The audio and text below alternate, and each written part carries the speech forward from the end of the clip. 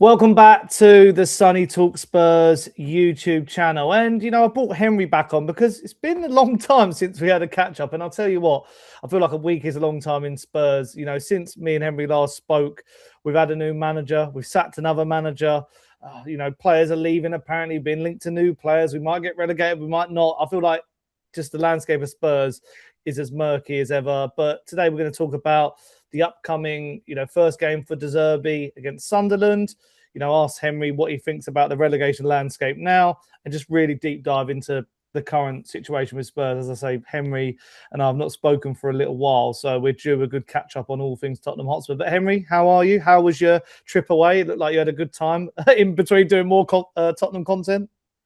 Yeah, the trip was really, really good. Went to California and to Vegas. Me and the missus on a honeymoon, getting up at 6-7 o'clock in the morning to try and cover Tottenham content. Kind of drove her a little bit insane. But I said to her, it's not often, a manager gets sacked it is in Tottenham's world. A manager gets sacked and another one comes in. And I actually feel a little bit optimistic about the remainder of the season. But yeah, I mean, it's going to be a huge, huge game this weekend, isn't it, against Sunderland? And it's good to be back on. It's actually, I don't think we've had a game in nearly 3 weeks. Yeah, it's been, we had 2 weeks of international and then the FA Cup as well. So it's been about 30 odd days, something like that, maybe. Yeah, which is just absolutely insane. But we got 7 or 8 cup finals left. Yes. Aston Villa and Chelsea still to play as well. Crazy. And no Vicario. So it's going to be very, very interesting to see how this kind of plays out. Yeah, we hit a milestone the other day, 100 days since winning the Premier League, which was obviously the Crystal Palace game on the 28th of December, I'd like to say. So, yeah, well by the time this goes live, 102 days. But, yeah, I mean, me and Henry like passing ships in the night. He goes away. I'm going away on Sunday to get away from this Tottenham Hotspur malarkey, and then he's off again. So it's good to get a little video in and talk about all things Spurs. But let's go back to the very beginning. Obviously, the sacking of Igor Tudor, bringing in Roberto De Zerbi. Just a really open question. What do you make of it? Was he your first choice? All that sort of regard. What do you think? Well, Igor Tudor had to be sacked. That's the elephant in the room. He had to go.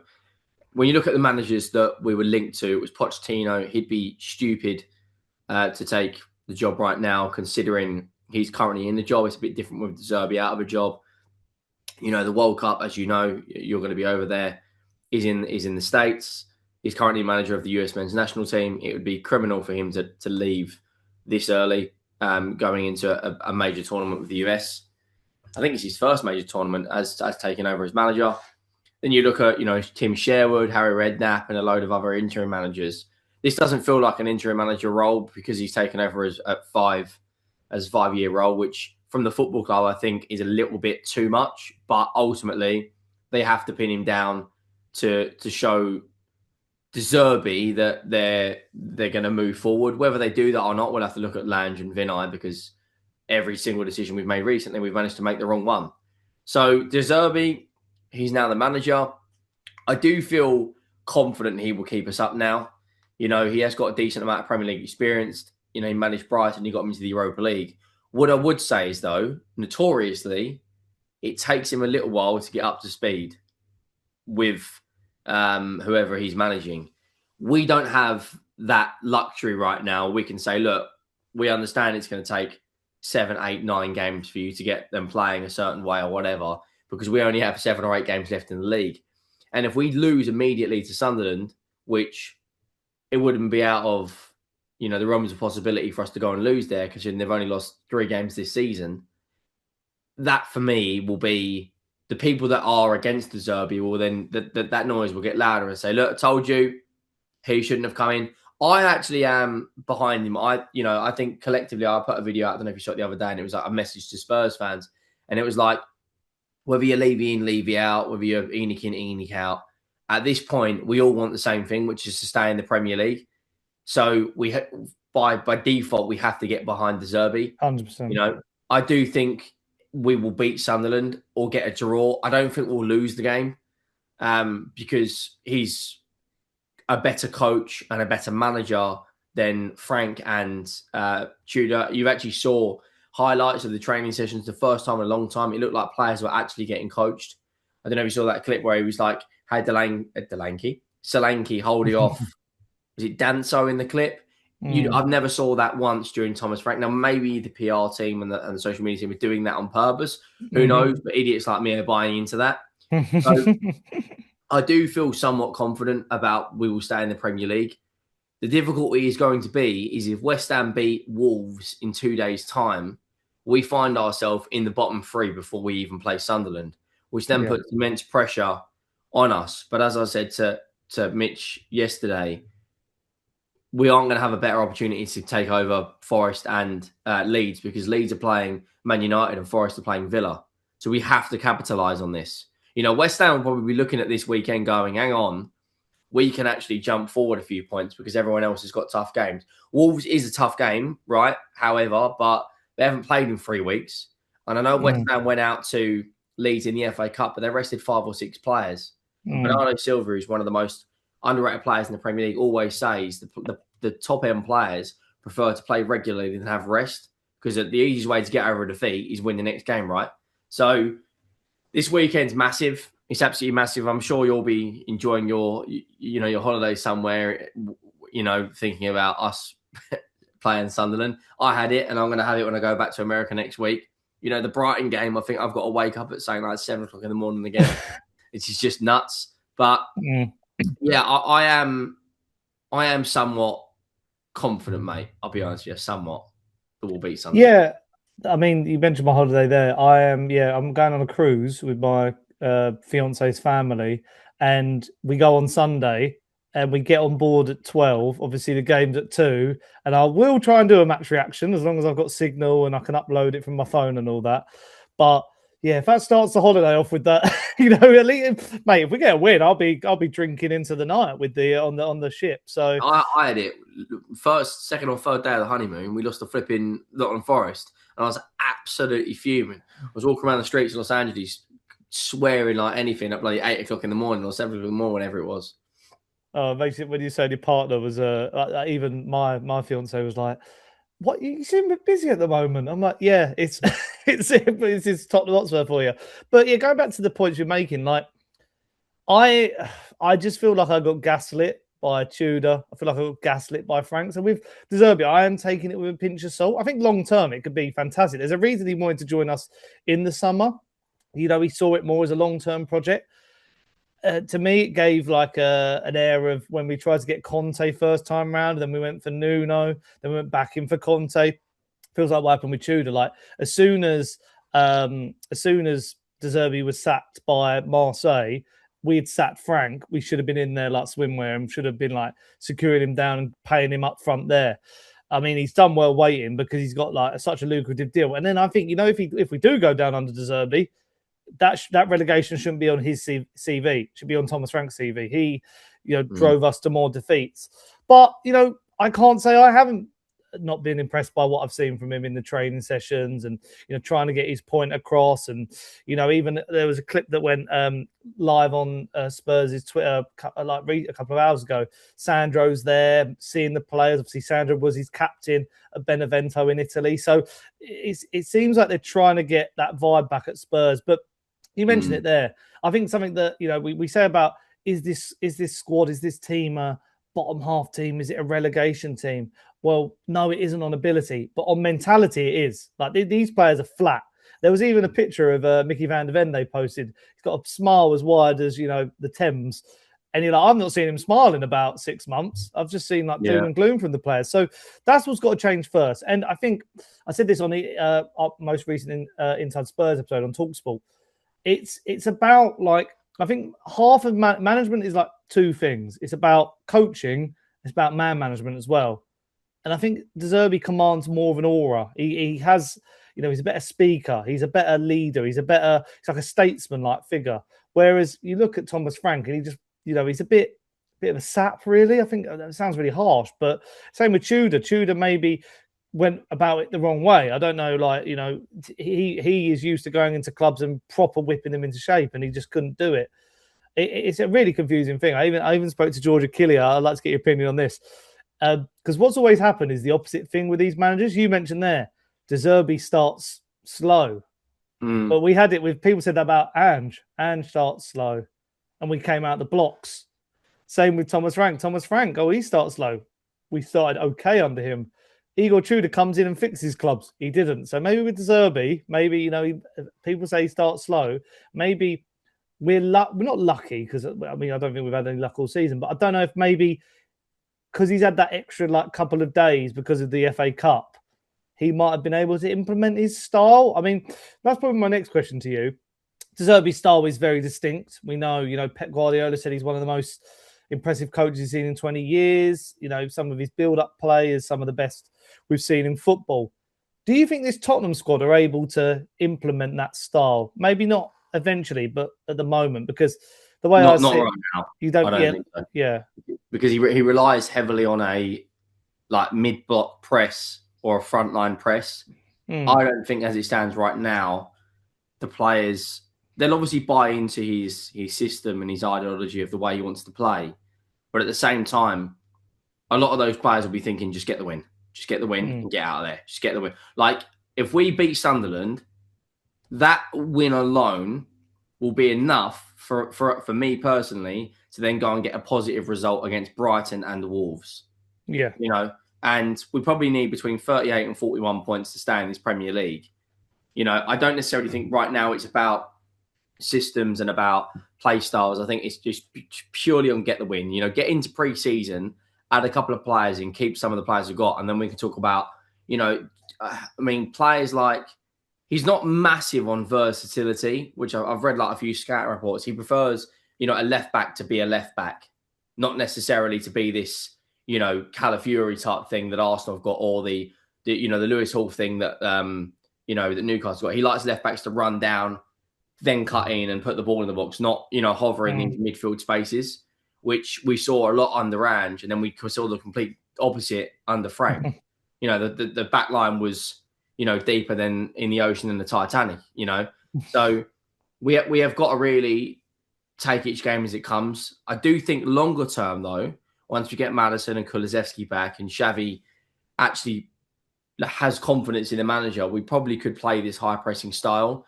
But it's very much one-to-one marking. And it is, I've seen a lot of teams in Ligue 1 play out of it quite quickly. Where we've got, the insurance policy is players like Mickey van der Ven that hopefully will be the next season that, due to his pace can help us. But again, you don't want a situation where he does his hamstring in 3 or 4 weeks into the season.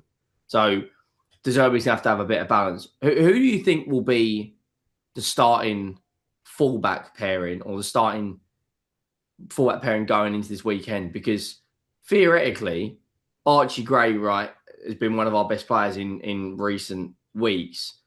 But do you think he'll go at fullback, or do you think he'll go back into midfield?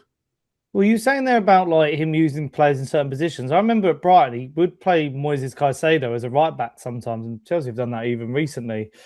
So you could see him use Archie Gray there. But I just think, and this goes on to I'll ask this question after I've answered this one. I just think he'll want them to be a bit dynamic. I feel like Destiny Udogie and Pedro Porro. I feel like Pedro Porro, I've been his biggest critic over the last couple of years, more than anyone. But I think De Zerbi will like his attacking output. I could imagine him being like, I just want you crossing this ball and just really, honing in on that. Like that really should do. Yeah, and then Udogie, I could imagine him wanting to be getting to the byline, really going at another team's fullback and really getting stuff in. I think with Jed Spence, I think we've seen quite a drop off in his form. I don't know if that's due to him playing out of position. So, but the problem is with this hypothetical is Jed Spence isn't, Destiny Udogie, we can't rely on his fitness, can we? And I still don't know if he's still fully match fit to really start. I guess when thinking about the Sunderland game, I guess I've got 2 questions here. What would you see the lineup being? And if I'll give you 3. Name me 3 players who you think are going to be key for De Zerbi to implement, his style and, save Spurs from relegation. The 3 players I think will be key are all midfielders. Yeah, Bergvall, really. Archie Gray, and Xavi Simons. Okay. I think if Bergvall is completely match fit now, that for me, that gives me more confidence because he's just got the energy level that De Zerbi's going to want to see. And I know people have been talking about Tell a lot, saying that, he's unhappy. I think you may see Tel actually performed quite well under De Zerbi. Yeah. It'd be interesting to see because he normally, correct me if I'm wrong, doesn't he only play with one striker? Yeah, that's what I saw some. I saw some footage actually. I might put the clip in actually at this point in the video to just show De Zerbi. There was, I think he was in conversation with Glenn Murray talking about how important his striker is. And I saw a few people on Twitter being like, "That's Solanke. That'll be Solanke." I guess the issue for me would be wingers in for De Zerbi because ideally you put Kudus there and you put Tel, but without Kudus, I mean, I don't know what his injury status. I will find out. He should be back for the Wolves game. Yeah. So then, do you play Richarlison as a winger? No. Do you play Kalamwani as a winger? Like you've then not got a winger. So I think it becomes tricky. So he loves energy. So Conor Gallagher, it wouldn't surprise me if he plays in midfield either. But then I could imagine this sums up hypotheticals. One of his best midfielders he's worked with is Locatelli. We've already been linked to him. Obviously, that's how the media cycle works. To me, the closest player to Locatelli, or like a budget Locatelli, would be Palhinha, because you've got a guy who is like an absolute destroyer, mad tackler, but he's got a good long range pass on him. So I reckon he'll play Xavi Simons on the right. You think he would go there? Okay, and then he play 10. Based on what you said about Palhinha, I think he could play a midfield of like Palhinha, Gray, and Bergvall, or Gray, Gallagher, and Bergvall. Because when you look at creativity, the one player in the team who has the opportunity to pick the lock is Xavi Simons. 100%. He is our most creative player, although he has been very up and down this season. So I think he could go. If Tel is, I know Tel went off injured in the Forest game. I don't know if he played much during the international break, because we haven't played a game since the 22nd of March, which is insane. I do think he will play Tel on the left, Solanke up front, and either Richarlison, Kyle Mwani, or Xavi Simons. But it'd be absolutely criminal to leave Xavi out, because he's one of the most versatile players we've got. He can play on the left, he can play on the right, he can play in the 10. I don't know if you saw this, but there was people saying, could you play Xavi in as a second striker, just off of have that number 10 as more advanced, because he loved Aubameyang when he was the Marseille manager. He got Aubameyang scoring a hell of a lot of goals.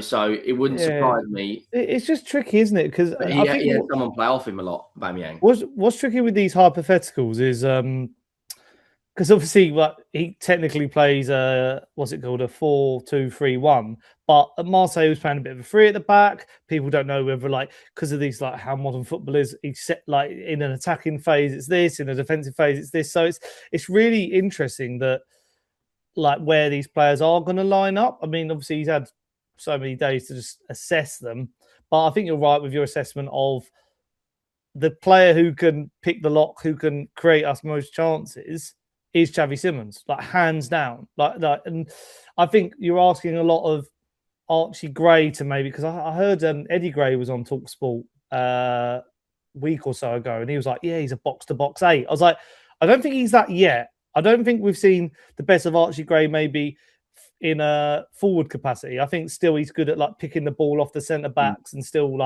being that part, finding the cutting through the lines to give it to Xavi Simons, for example. I don't think he's so much that creative type just yet. No. So yeah, but another thing I want to get your opinion on is keep name dropping all these people, but at the weekend I was on a Weekend Sports Breakfast with Tony Cascarino. And obviously, for those who don't know who Tony Cascarino is, he used to play for Marseille. So first of all, he mentioned that he didn't stay that long at Marseille, very similar to Roberto De Zerbi. But he's kept a keen eye on Marseille. And obviously, I was talking to him and saying, De Zerbi, we've offered him this 5-year deal.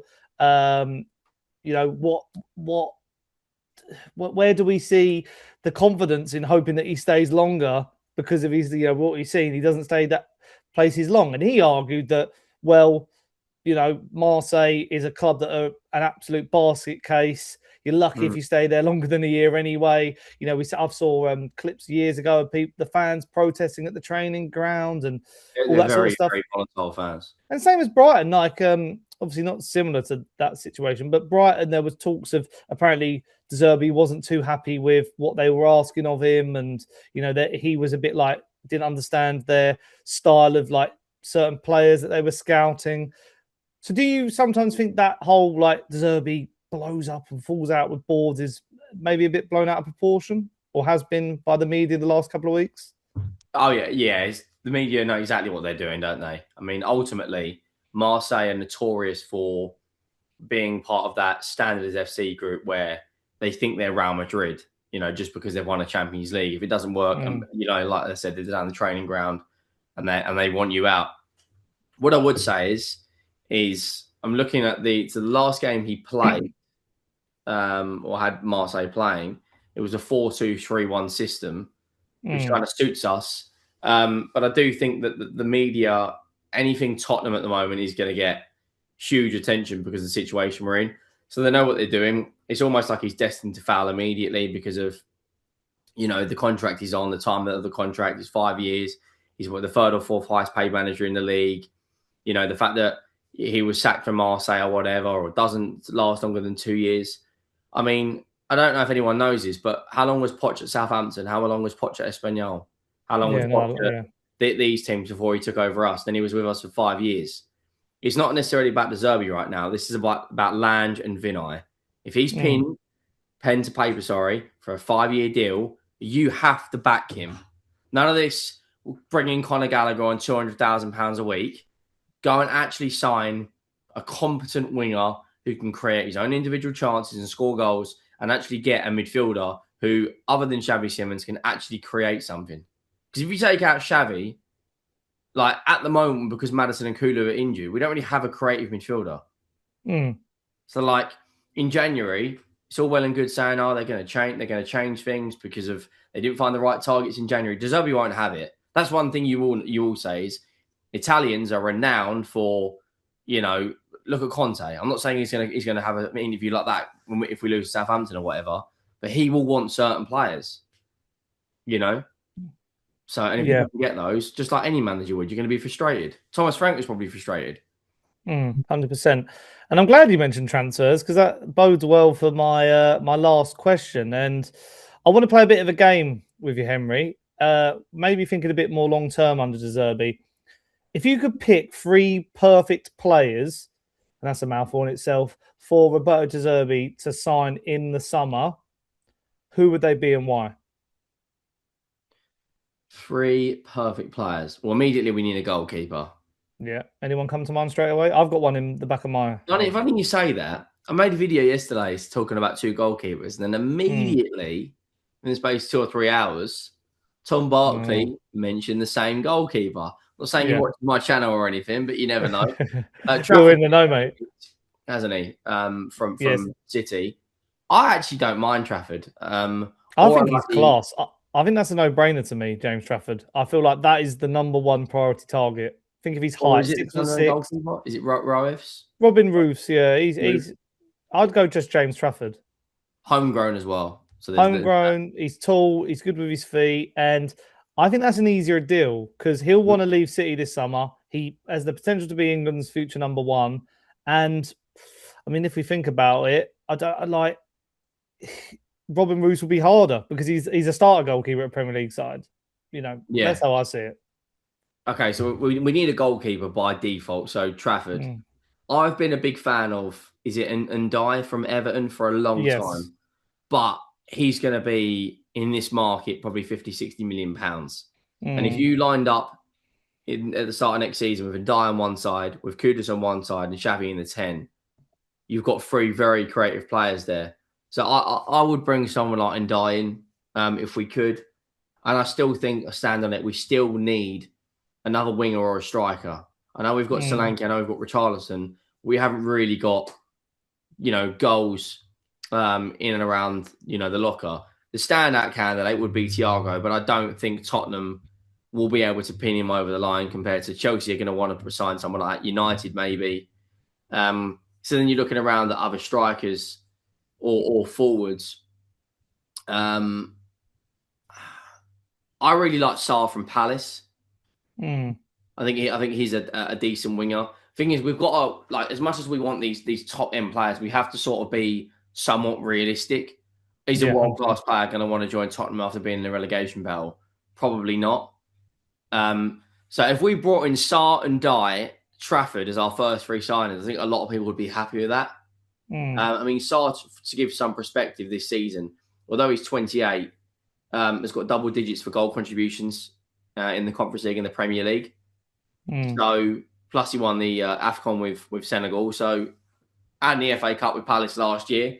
So there is trophies in the bank, and who knows, could go and do the Conference League. But Sarr and Dye and Trafford, I'd be quite happy with. Obviously, we need a lot more than that. We need a couple of midfielders. We need a striker. We probably need another centre-back if Romero or Van de Ven go.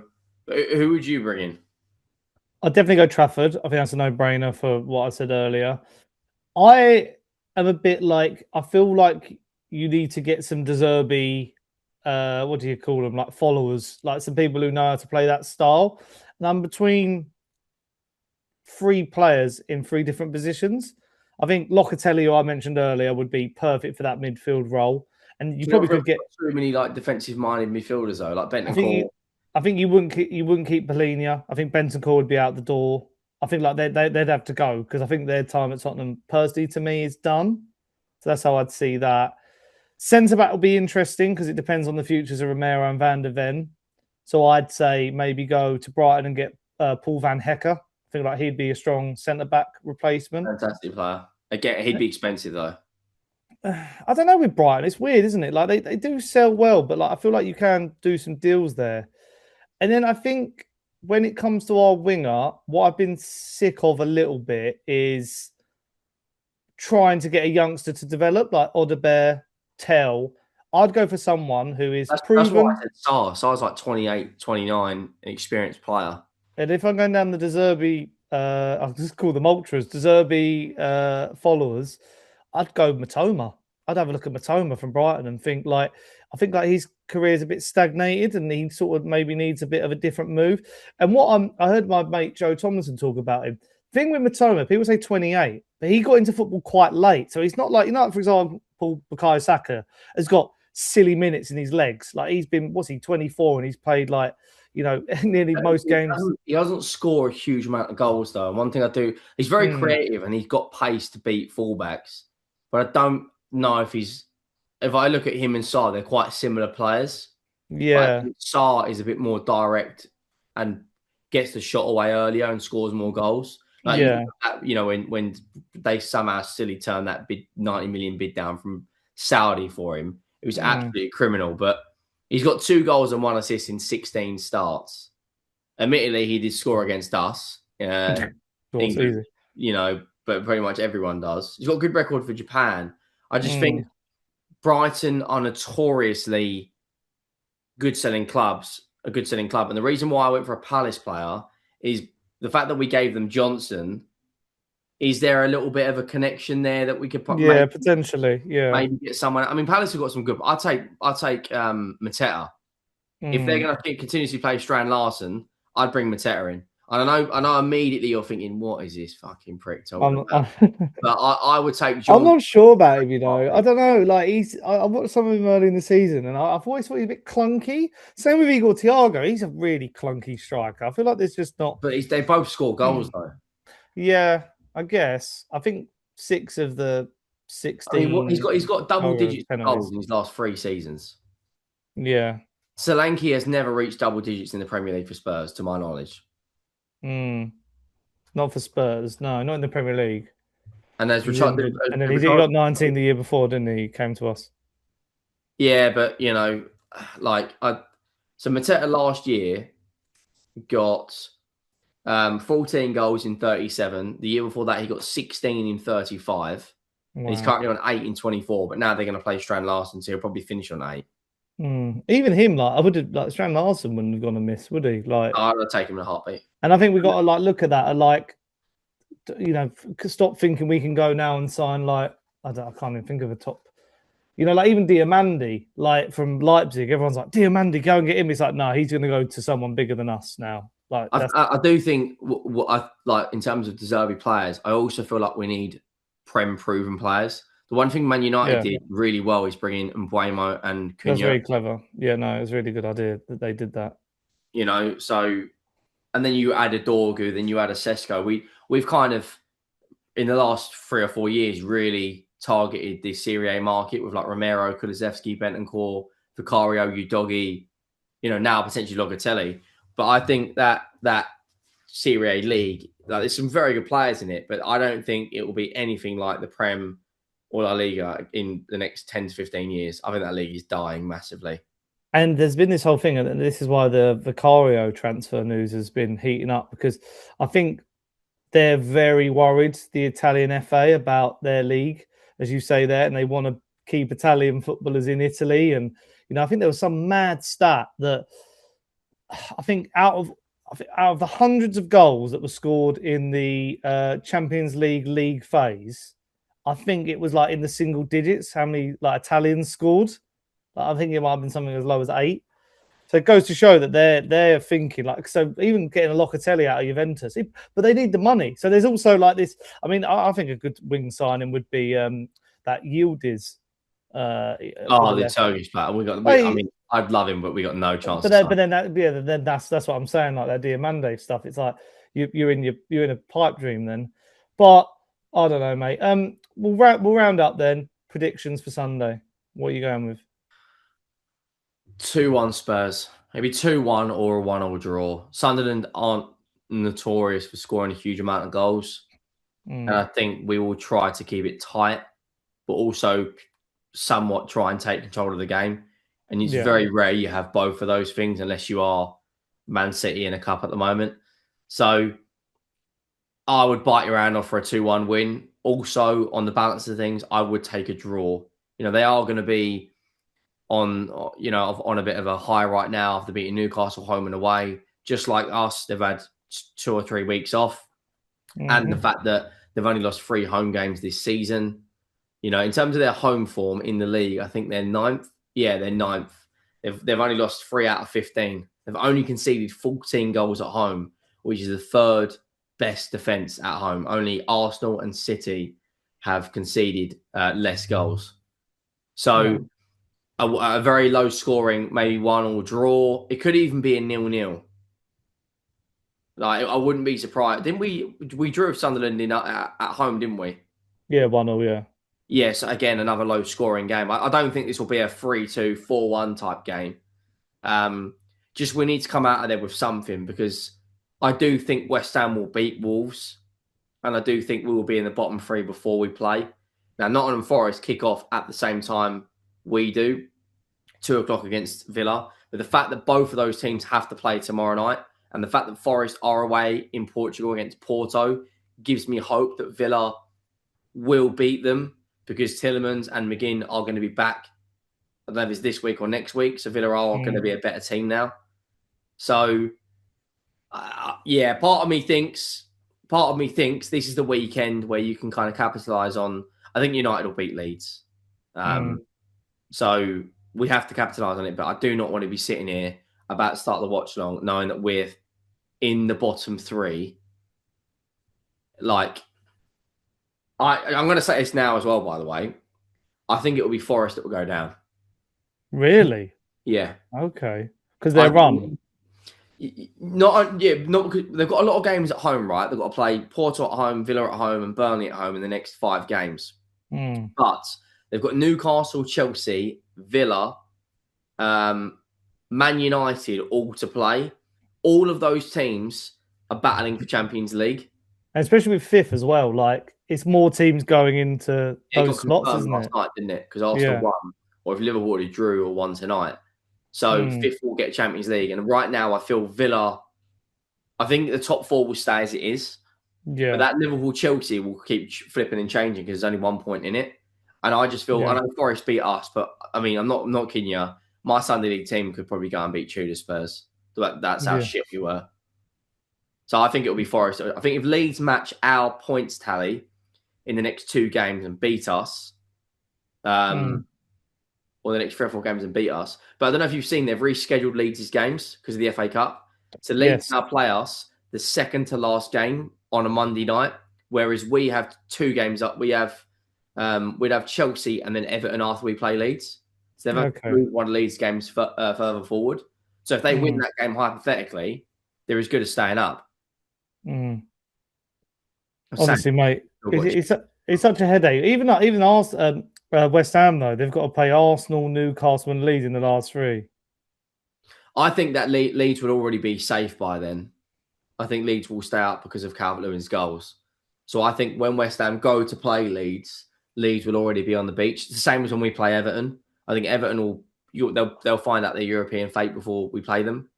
Newcastle, Arsenal is very, very tough, but it would be West Ham. Arsenal might have the league done by then. If they go to the Etihad and beat City, I would think mathematically they'd have to win every other game by a margin of something like 2 or 3 goals or something stupid like that. I saw on Twitter yesterday. So I think West Ham will beat Everton at home, and I think they will beat Wolves at home. Palace going to be interesting because they'll have Conference League, but they've got more fight in us. Yeah, those 2 teams, 100%. And hopefully, De Zerbi will get more fight in us as a season. One question. I know you want to wrap up. No, don't be silly. That's all good. This is an insane question. I can't believe I'm asking it. Oh God! Do you think there's a chance De Zerbi might not make the season? I don't know anymore. I saw this thread on Twitter of, due to his poor start, if say we hypothetically it goes catastrophically bad and we lose our opening 3 or 4 games, do you think we sack him? I don't know. I think we'd ride out. Well, he said he's going to, no matter what he said, he will be the manager of Spurs next year, apparently. Is that to get us on side and idiots like me and you are buying into it? But then, like, it makes the club and him look stupid when they play it back in a couple of weeks. True. So... yeah, after Sunderland was beating us 4-0 or whatever, yeah. Yeah. Oh, it depends how the weekend goes. I don't know. But I'll be on holiday and won't have any signal for a couple of days. So I won't be able to part with it. But anyway, Henry, thank you very much, mate. It was good to catch up. Good to, You too, mate. Really to reevaluate Spurs this season for the 15th time this year. If people don't know who you are, and I'm sure they will, but do you want to point them in the right direction there? This video will be collab with Henry, so it'll be on the link down below. But do you want to just tell people about your other channel as well? Yeah, right. I can't even talk at the moment. Henry Talks Football or Henry Talks Tottenham, all over socials. Other football news, mainly City and Arsenal, if you want to check that out in the Champions League. Henry Talks Football, and then all Spurs news, Henry Talks Tottenham. And hopefully, we're coming off the watch along on Sunday, happy. Yes, go and tune into Henry's watch along. I went on, what one did we do? Oh, we got a draw, didn't we, against Liverpool? See, I was the good luck charm, so I have to jump on a few when I get back from my holidays. And then we didn't do the Forest one, and we got absolutely hammered. Yes, that was the case. But yeah, so go and check Henry's channel out. Go and give him a like and a subscribe. And same here, give me a like, give me a subscribe, hype the video as well. As much support is appreciated as we're both eyeing up getting to, or you might have already hit 20,000 subs. I haven't actually checked, but I'm still on the march for 20,000 subs. 18.3, something like that. So we're both still on the march to 20,000 subs. So go and subscribe to both of our channels. But yeah, until next time, guys, which will hopefully be a reaction live from a cruise ship to Tottenham's win over Sunderland. I'll see you guys then. Up the Spurs. Bye.